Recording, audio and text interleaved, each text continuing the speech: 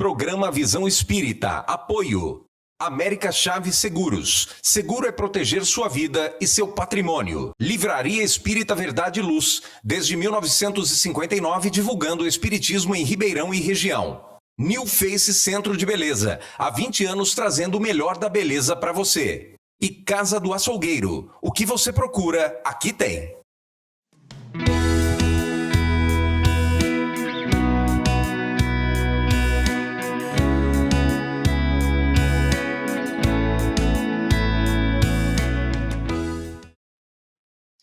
O programa Visão Espírita pede licença para entrar no seu lar e levar-lhe uma mensagem de otimismo, de fé, de esperança e de muita paz.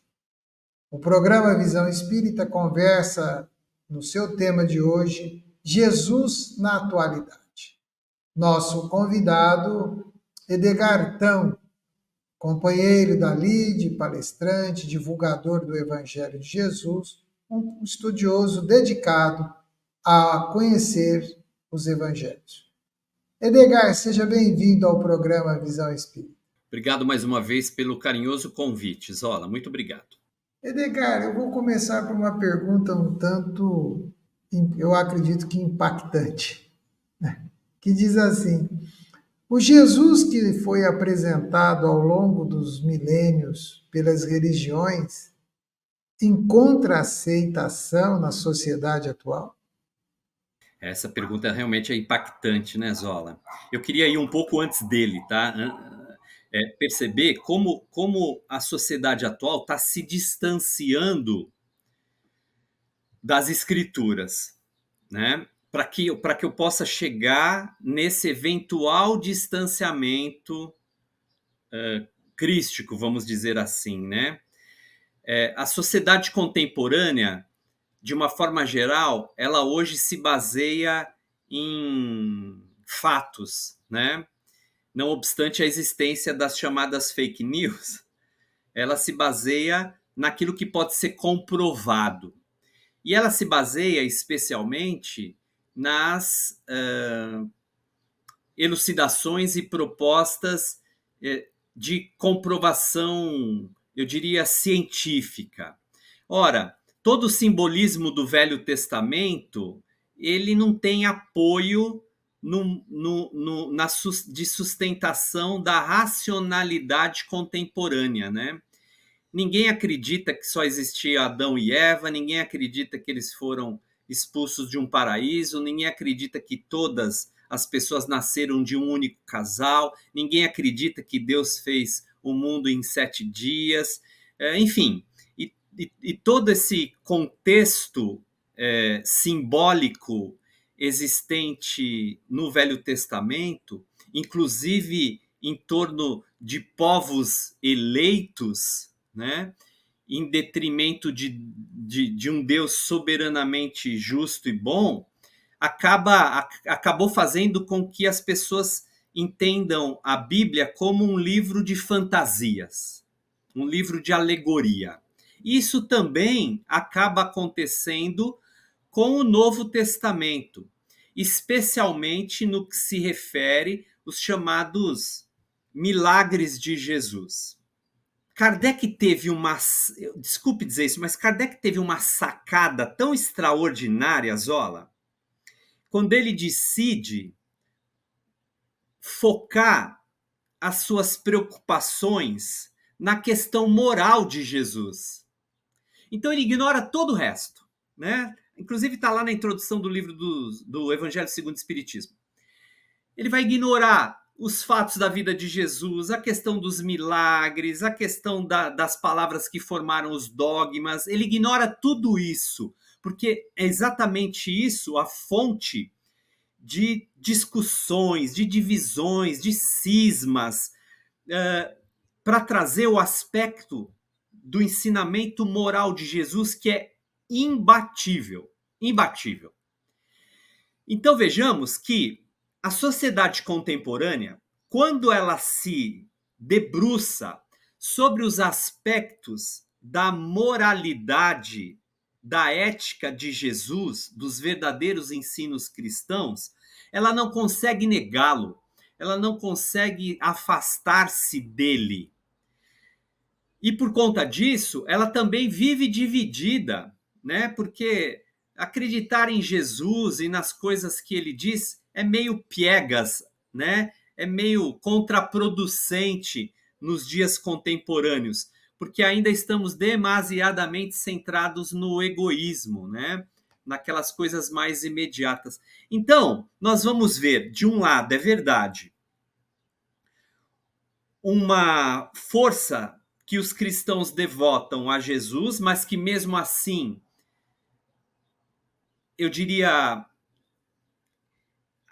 o coletivo cristão, ele continua dividido entre aquilo que ele crê e aspira e as demandas e apelos do mundo, né? Por isso que a gente vê tanta incongruência, tanta divergência, tanta hipocrisia quando se fala de religião entre teoria e prática.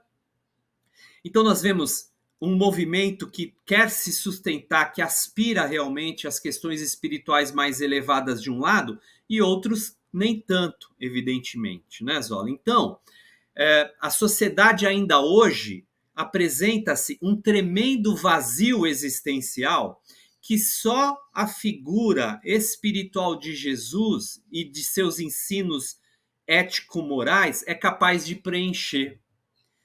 E nós vamos nos dar conta disso cedo ou tarde, Zola. Cedo ou tarde, nós vamos reconhecer isso, que não tem outra saída para o homem. Não tem outra saída, porque é da lei. Isso é coisa da lei de Deus. Então, em algum momento, nós haveremos de descobrir Jesus na sua plenitude, né? E abraçá-lo vivamente, intensamente, em espírito e verdade, como ele dizia que seria a nossa relação com Deus. Até lá, meu amigo, nós vamos viver esses movimentos todos tão incoerentes, tão desajustados, tão estranhos, difíceis, tumultuosos, sobretudo nos dias atuais, né? Porque mais do que nunca a gente está vivendo momentos assim. Já que você colocou movimentos agitados, né, nós vamos falar de um outro movimento criado pelas religiões cristãs, que se chama Natal. Sim, é verdade. Quem criou o Natal? Foram as religiões que o fizeram para que representasse algo, ou isso nasceu de uma convergência de interesses festivos? É as duas coisas, né, Zola? As duas coisas. Quando o cristianismo é abraçado pelo maior movimento político da sua época nascente, que era o Império Romano, né? E institucionalizado como a religião do Estado, muitos movimentos de convergência começam a aparecer por força do domínio estatal, né? Então, lá no século III, no ano de 350, por exemplo, o Papa Júlio I é ele, esse cara que assina, vamos dizer assim, o documento oficial da Igreja Católica, institucionalizando o dia 25 de dezembro como Natal, a data de nascimento de Jesus. E aqui, Zola, eu nem quero trazer, muito embora a gente saiba, a presença das festas pagãs, das chamadas Saturnálias, do Sol Invicto, né? dos romanos, dos gregos, que eram festas pagãs anunciando o potencial de colheita da agricultura, não é? Do deus Saturno, que era o deus da agricultura, né? Da fecundidade. Mas, sobretudo, a tentativa de aproveitar o ensejo da existência de festas temáticas coletivas pagãs e que, por conta disso, começaram a absorver as ideias cristãs nascentes. Então, isso foi um movimento católico, foi um movimento político estatal, porque assim o domínio das massas era mais facilmente gerenciado. Até porque a imposição católica acabava naturalmente sendo determinante, porque foi, como sabemos, né, durante a história, a força dominante do poder decisório do Estado. Então o Natal foi apropriado, a data aí foi abraçada e foi apropriado desses movimentos paralelos das festividades pagãs romanas, por exemplo, né? Até que com o tempo isso vai se solidificando, né? Com o tempo isso vai se solidificando. Agora, isso não é o mais grave, né, Zola? Eu vejo uma questão mais grave hoje, porque quem está se apropriando da data do Natal é o comércio hoje, né? Então parece que o comércio, o Natal hoje, perde sentido do recolhimento, da introspecção, da mensagem de Jesus no coração do homem para as grandes festividades mercantis que a época sugere. Então, olha só, se de um lado o Natal começou a existir por força do domínio estatal, de outro lado, hoje, eu vejo quase a mesma coisa, o Natal sendo apropriado por forças do domínio capitalista, né? E a gente no meio dessa transição, até que o homem de fato reconheça a figura do Natal como o nascimento do amor no seio do seu coração. Então, olha só, né? A gente está aqui ainda perambulando, tateando, dividido com essas coisas, as coisas do mundo e os nossos anseios espirituais, mais ou menos bem elaborados. Ó. Isso faz me lembrar Paulo de Tarso, né? Aspas. É preciso viver no mundo, sem ser do mundo. Fecha aspas. E aí eu vou até fazer uma brincadeira rápida aqui, né? A maioria dos enfeites, decorações, tudo que vem de Natal, principalmente aqui para o nosso país, vem de um país que não comemora o Natal. Não é impressionante? Não, e mais, Impressionante. né, Zola? Em outubro já começa a agitação natalina, né? Não, mas a produção disso começa em Bem janeiro. antes. É verdade. Rapaz, Mas então é isso, né? Edgar Jesus nada escreveu, nada, É verdade. não anotou nada e o que nós temos de seus ensinos foram escritos por terceiros e alguns deles não conviveram com ele. Como entender a força dessa mensagem, dessa proposta? Zola, a força de Jesus está na força do amor exemplificado. Eu acho isso, sabe? Mais do que as suas palavras, as suas ações reverberam, porque antes de tudo sinalizam a capacidade que Jesus naturalmente tinha de doar-se integralmente ao outro.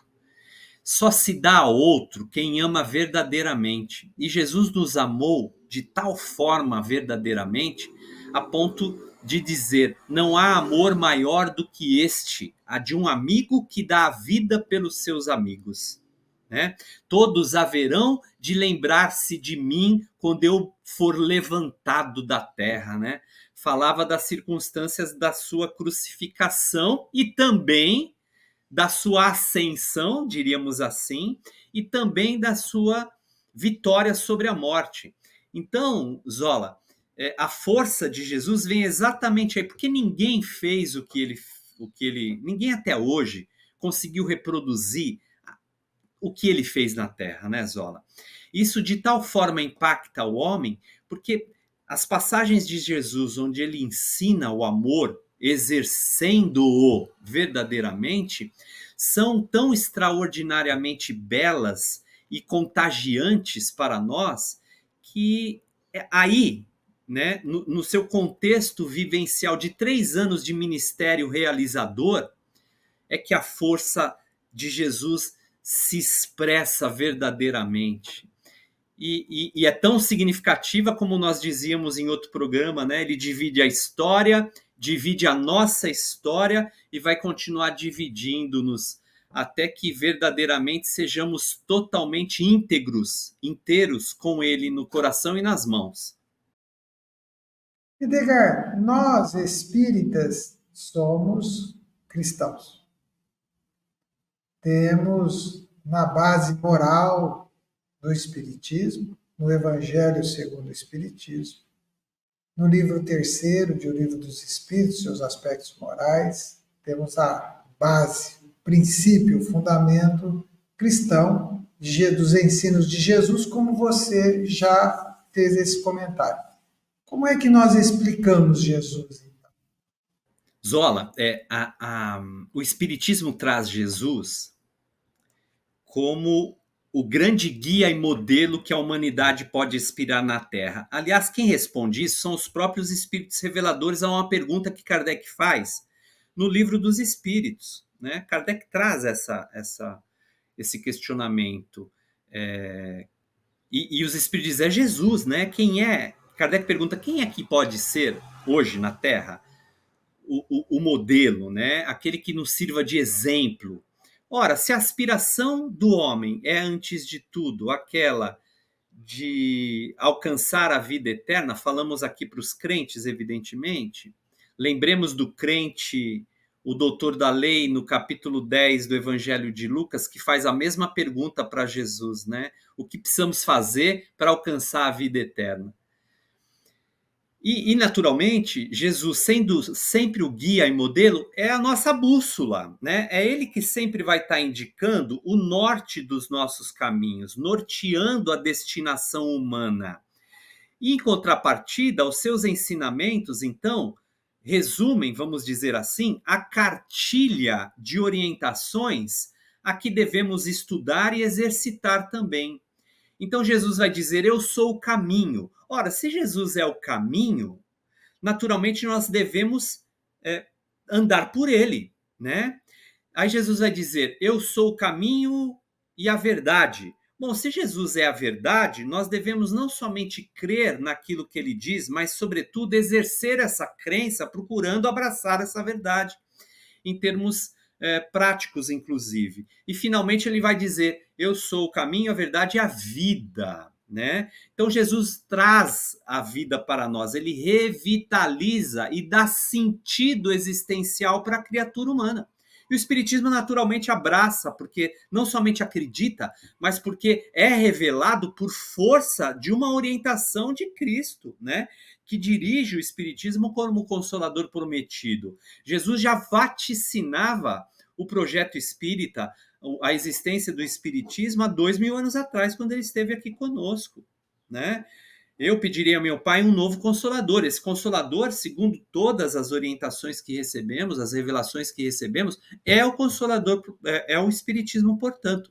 Então, é claro que a figura central do Espiritismo não se concentra nos espíritos, não se concentra no fenômeno, no fato mediúnico, na comunicabilidade. A força do Espiritismo se concentra na força moral de Jesus na Terra. O que chama-nos a atenção e vai, ao longo de um tempo, chamando a atenção é que se você pode ter contestações sobre várias coisas, né? E é natural que as tenha. Mas quando você sai das interpretações pessoais e vai à origem do que está escrito e você lê aquilo, você tem mais dificuldade para contestar, né? Vinde a mim que eu vos aliviarei. Meu fardo é leve, meu jugo é suave. Então, você começa a parar e fala assim, peraí, outro detalhe, eu vos aliviarei, não quer dizer que eu vou resolver os seus problemas. Sim, então, sem dúvida.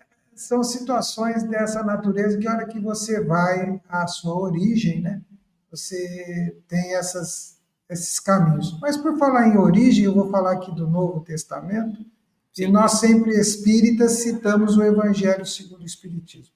O espírita estuda o Novo Testamento, dê uma rápida explicação para nosso amigo e amiga telespectadora, como é que o Espiritismo se posiciona em relação ao Novo Testamento, ao Velho Testamento, como é que isso se apresenta. O Espiritismo estuda o Novo Testamento, né?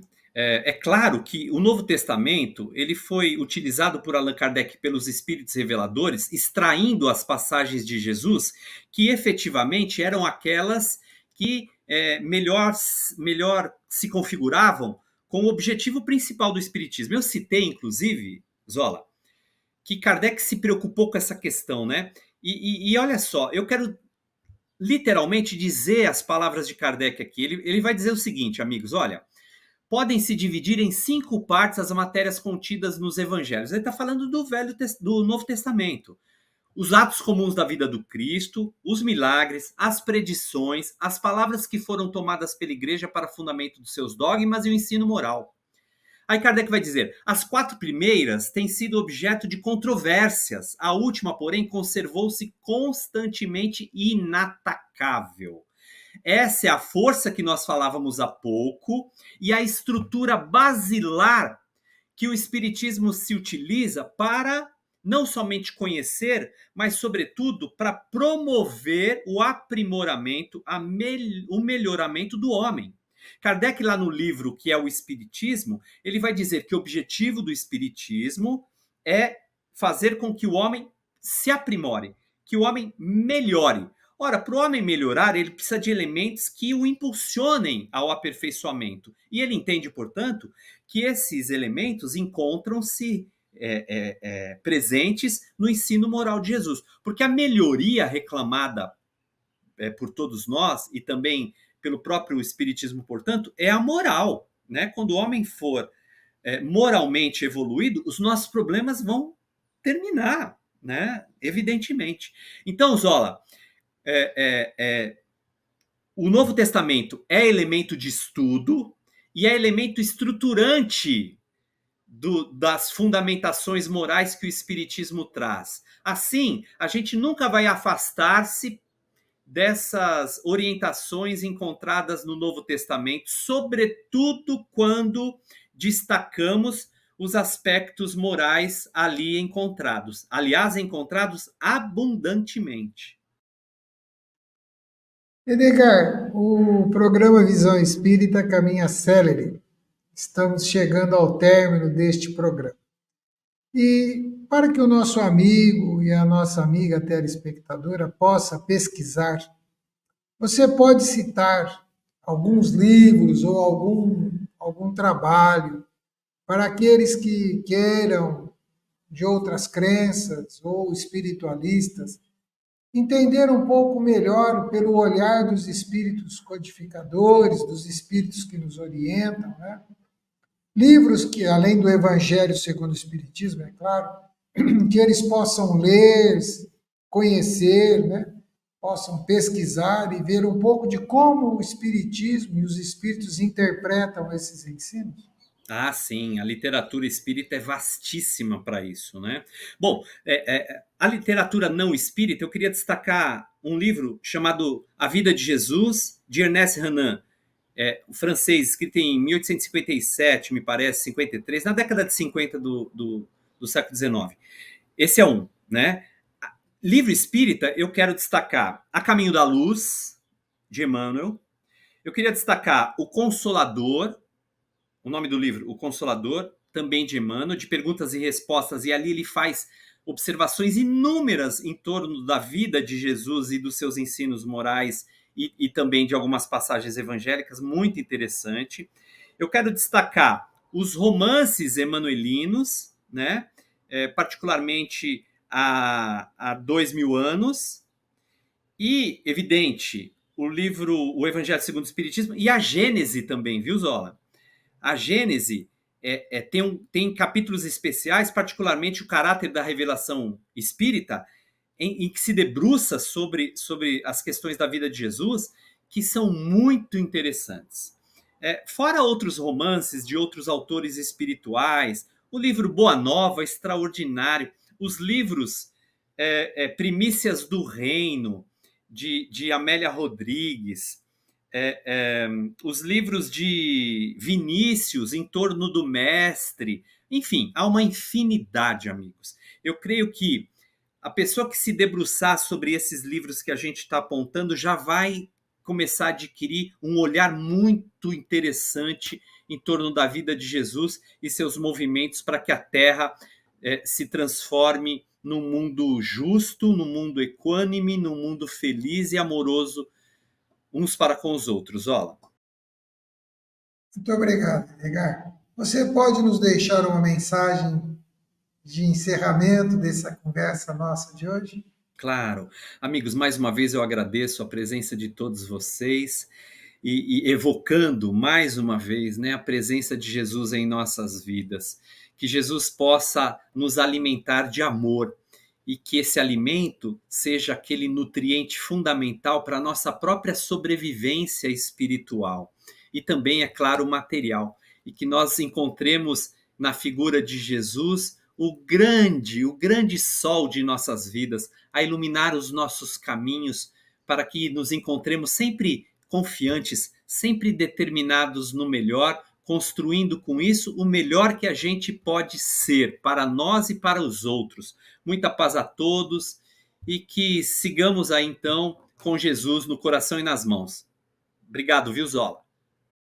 Muito obrigado, Edgar. Nosso agradecimento à nossa telespectadora, ao nosso telespectador, a todos vocês que ficaram conosco até agora.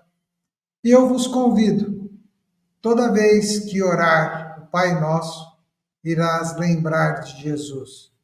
Ore o Pai Nosso além da própria verve e faça que cada nota, que cada palavra nasça do seu coração. Entenderás um pouco mais o que significa a lição de Jesus. Até o próximo programa Visão Espírita. Programa Visão Espírita. Apoio. América Chaves Seguros. Seguro é proteger sua vida e seu patrimônio. Livraria Espírita Verdade e Luz. Desde 1959, divulgando o espiritismo em Ribeirão e região. New Face Centro de Beleza. Há 20 anos trazendo o melhor da beleza para você. E Casa do Açougueiro. O que você procura, aqui tem.